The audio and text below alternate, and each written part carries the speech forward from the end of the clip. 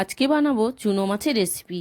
যারা কখনো চুনো মাছ খাননি একবার এইভাবে বানিয়ে খান, গরম ভাতে কিন্তু দারুণ লাগে। আর ছোট মাছ খাওয়া কতটা স্বাস্থ্যকর সে কথা কারো অজানা নয়। এই মাছ খুবই সুস্বাদু হয় যদি এইভাবে রান্না করা যায়। গরম গরম ধোঁয়া ওঠা ভাতের সঙ্গে এই রেসিপি থাকলে দুপুর হোক বা রাত খাওয়া একটু বেশি হয়ে যায়। তাই আমি অমৃতা চলে এলাম অমৃতা রান্নাবান্না চ্যানেলে আজকে চুনো মাছের রেসিপি নিয়ে। এই মাছ এত টেস্টি কিভাবে হয় সেটা অবশ্যই আমি রান্না করতে করতে আপনাদের সঙ্গে শেয়ার করব। তো চলুন রান্না শুরু করি। এই রেসিপি বানানোর জন্য আমি নিয়ে নিয়েছি এখানে 250 গ্রাম চুনো মাছ। এটা পুকুরের চুনো মাছ নয়, এটা নদীর চুনো মাছ। তো পুকুরের চুনো মাছটাকে আমরা মৌরলা মাছ বলি, এটা নদীর চুনো মাছ, তাই একটু সাদা সাদা দেখতে। সাদা সাদা দেখতে তাই মনে হচ্ছে যেন আঁশ নেই, কিন্তু এই মাছে বেশ ভালো মতোই আঁশ আছে। তাই প্রথমেই মাছের আঁশগুলোকে তুলে নিতে হবে। তারপরে মাছের পেটটা ভালো করে পরিষ্কার করে নিতে হবে। আর এইভাবে ভালোভাবে কানকোগুলো তুলে নিয়ে ফুলকাগুলো ফেলে দিতে হবে। আর মাছের লেজের অগ্রভাগটা অবশ্যই কেটে দিতে হবে। তো আবারও আমি আরও একটা মাছ কেটে আপনাদের দেখাচ্ছি। প্রথমেই আঁশটা তুলে নিলাম আর তারপরে পেটটা পরিষ্কার করে নিচ্ছি।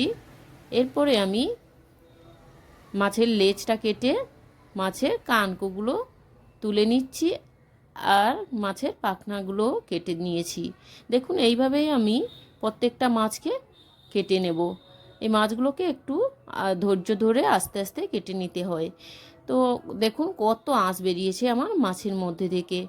এইভাবে কিন্তু প্রত্যেকটা মাছের আঁশ বের করে পেট পরিষ্কার করে পাখনাগুলোকে কেটে ভালোভাবে ধুয়ে নিতে হবে।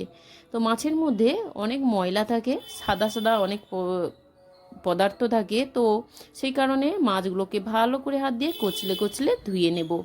মাছগুলোকে এখন আমি ভালো করে ধুয়ে নিচ্ছি চটকে চটকে। দেখুন কত নোংরা বেরিয়েছে, মাছের জলটা কেমন সাদা একটা গাঢ় কালার হয়ে এসেছে। তো আমি এখন বেশি করে জল দিয়ে আরও ভালো করে চটকে চটকে 5 থেকে 6 বার ভালো করে ধুয়ে নেব। খুব ভালোভাবে মাছটাকে ধুয়ে নিয়েছি। এখন আমি দিয়ে দিচ্ছি মাছের মধ্যে পরিমাণ মতো লবণ আর হলুদ। আমি মাছের মধ্যে দিয়েছি 1.5 চামচ মতো লবণ আর 1 চামচ হলুদ। তো হলুদ আর লবণটা যাতে ভালোভাবে ঢুকে যায় সেই জন্য খুব ভালোভাবে হাত দিয়ে মাখিয়ে নিচ্ছি। তো এইভাবে ভালোভাবে মাখিয়ে নিয়ে রেখে দিয়েছি। এখন আমি গ্যাসের ওভেনটা অন করে একটি কড়াই বসিয়ে দিচ্ছি। কড়াইটা গরম হওয়া পর্যন্ত একটু অপেক্ষা করতে হবে। তো কড়াইটা আমার এখন প্রায় গরম হয়ে গিয়েছে। তো দেখুন কড়াইটা আমার ভালোভাবে গরম হয়ে গিয়েছে। এখন আমি দিয়ে দেব সরিষার তেল। এখানে সরিষার তেল দিয়ে আমি রান্না করব। আপনারা চাইলে সাদা তেলেও রান্নাটা করতে পারবেন। সাদা তেলে এই রেসিপিটা অবশ্যই হয়, তবে আপনাদের বলবো যেই তেলটা ইউজ করবেন প্রথম থেকে শেষ পর্যন্ত একই তেলেই ইউজ করবেন। আমি রান্নাটা পুরো সরিষার তেলে করব, তাই মাছটা ভেজে নেব সরিষার তেলে। দিয়ে দিলাম এখন সরিষার তেল। এরপরে আমি প্রত্যেকটা মাছ একটা একটা করে বসিয়ে দিচ্ছি কড়াইয়ের মধ্যে। প্রত্যেকটা মাছ খুব ভালোভাবে বসিয়ে দিয়েছি। খুব ভালোভাবে বসিয়ে সমস্ত মাছ আমার সুন্দরভাবে ভাজা ভাজা হয়ে গেছে। এক সাইডে মাছের এক পিঠ ভাজা হয়ে গেছে, তাই অপর পিঠটাও যাতে ভাজা হয়ে যায় আমি উল্টে পাল্টে দিচ্ছি প্রত্যেকটা মাছ। তো দুই দিক উল্টে পাল্টে আমি প্রায় 10 মিনিটের মতন ভেজে নেব।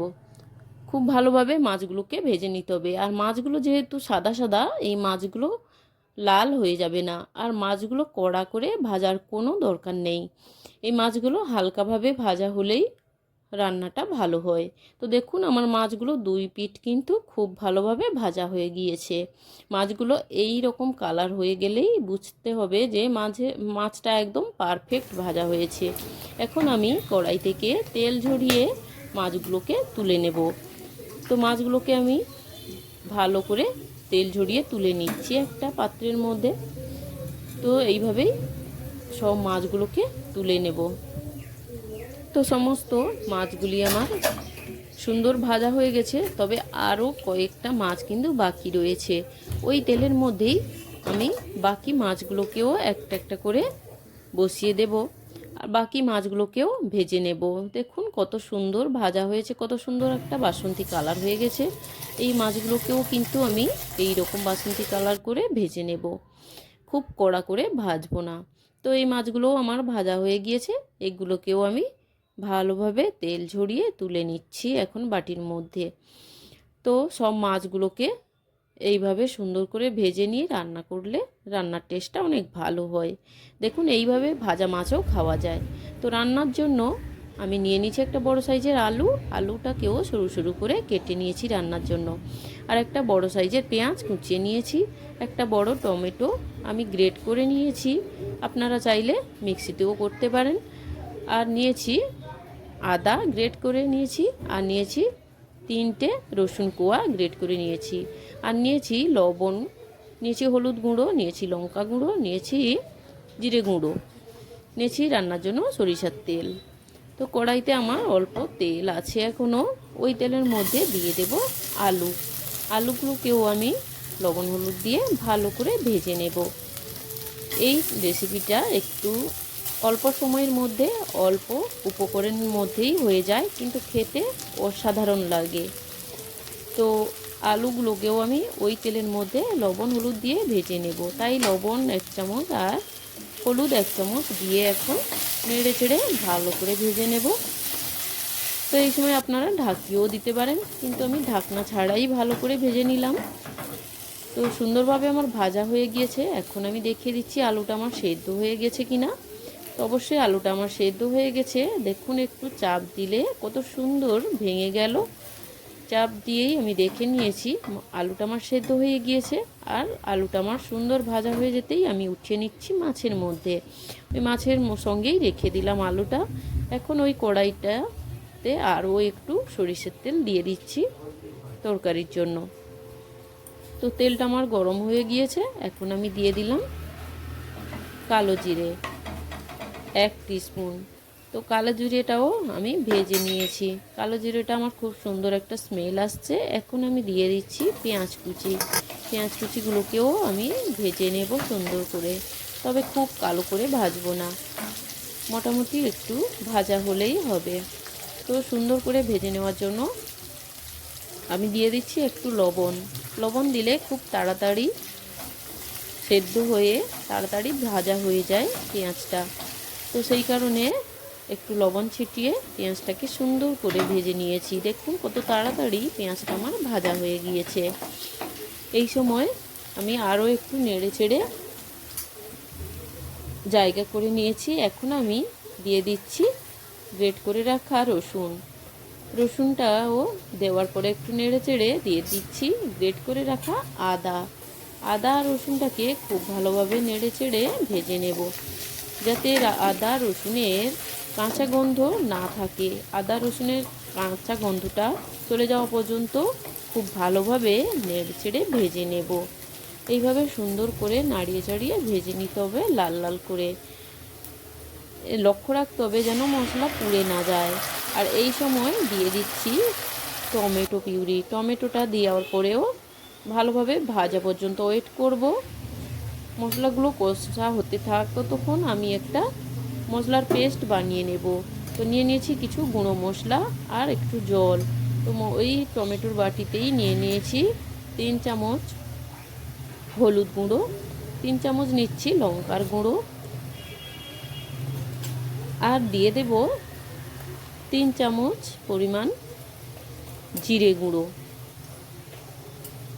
আর এখানে দিয়ে দেব 3 চামচ মতো লবণ। এখানে আমার 3 চামচ লবণ দেওয়া আছে, তাই বাটি ধরেই দিয়ে দিচ্ছি। তো দিয়ে একটু গরম জল রেখেছি, গরম জল দিয়ে স্পুন দ্বারা খুব সুন্দর একটা পেস্ট বানিয়ে নিচ্ছি। পেস্টটিকে খুব সুন্দর স্পুন দিয়ে ঘুরিয়ে ঘুরিয়ে বানিয়ে নিচ্ছি। এইভাবে খুব গাঢ় নয়, খুব তরল নয়, এইভাবে একটা পেস্ট বানিয়ে নেবেন। দেখবেন তরকারিটা রান্না করতেও সুবিধা হয়, তরকারির টেস্টও ভালো হয়। দেখুন কত সুন্দর একটা পেস্ট বানিয়ে নিয়েছি। আর এদিকে মশলার সঙ্গে টমেটোটাও খুব ভালোভাবে কষানো হয়ে গিয়েছে। মশলাগুলো এইভাবে ভাজা ভাজা হয়ে গিয়েছে। এখন আমি দিয়ে দেব এই মশলার পেস্টটা দিলে এই তরকারির স্বাদ অনেক ভালো হয়। এইভাবেই দিয়ে দেবেন, দেখবেন তরকারিটা অনেক ভালো হয়। একবার দিয়ে আমার মতো করে একবার রান্না করে দেখবেন, অবশ্যই ভালো লাগবে আর বাড়ির সবার কাছে প্রশংসা তো অবশ্যই পাবেন। তো মশলাটাকে খুব সুন্দরভাবে আবারও কষিয়ে নেব, যাতে মশলার কোনো রকম কাঁচা ভাব না থাকে বা কোনো রকম কাঁচা গন্ধ না থাকে। মশলাটাকে খুব সুন্দর করে আমি কষিয়ে নিচ্ছি। দেখুন মশলাটা আমার কষানো হয়ে গিয়েছে, মশলার মধ্যে তেল ছেড়ে গেছে। এখন আমি দিয়ে দিচ্ছি গরম জল, প্রায় 1.5 গ্লাস। তো দিয়ে দেওয়ার পরে এখন আমি ঝোলটা ফুটতে দিয়েছি। তো ঝোলটা আমার ফুটে গেছে, যেহেতু গরম জল খুব তাড়াতাড়ি ঝোলটা ফুটে গেছে। তো এখন দিয়ে দিচ্ছি ভাজা আলু আর ভাজা মাছ, দিয়ে 5 মিনিটের মতন রান্না করে নেব। আপনারা ঢাকিয়ে দিতে পারেন, তবে আমি ঢাকাচ্ছি না, কারণ আমার মাছটাও খুব সুন্দর ভাজা হয়ে আছে, আলুটাও খুব সুন্দর ভাজা আছে, সেই কারণে ঢাকাচ্ছি না। ঢাকনা ছাড়াই মাছটা রান্না হয়ে যাবে 5 মিনিট ধরে রান্না করলে। মিডিয়াম ফ্লেমে আমি রেখেছি, মিডিয়াম ফ্লেমেই 5 মিনিট রান্না করলেই হয়ে যাবে রান্নাটা রেডি। তো এই রেসিপিটা গরম ভাতে অবশ্যই খুব ভালো লাগে। এখন তরকারিটা আমার পুরোপুরি রেডি, আর দেখুন কত সুন্দর কালার হয়েছে আর কত সুন্দর হয়েছে তরকারিটা দেখতে। যতটা সুন্দর দেখতে হয়েছে তার থেকে অনেক বেশি টেস্টি হয়েছে তরকারিটা। বন্ধুরা, আমার রেসিপিটি যদি আপনাদের ভালো লাগে, তবে এইরকম সুন্দর রেসিপি পেতে অমৃতা রান্নাবান্না চ্যানেলটি সাবস্ক্রাইব করে রাখুন, আর পাশের বেল বাটনটি অবশ্যই প্রেস করে দিন, যাতে আমার সমস্ত ভিডিও নোটিফিকেশান আপনাদের কাছে পৌঁছে যায়। আর রেসিপি ভালো লাগলে অবশ্যই লাইক, কমেন্ট ও শেয়ার করে পাশে থাকার অনুরোধ রইল।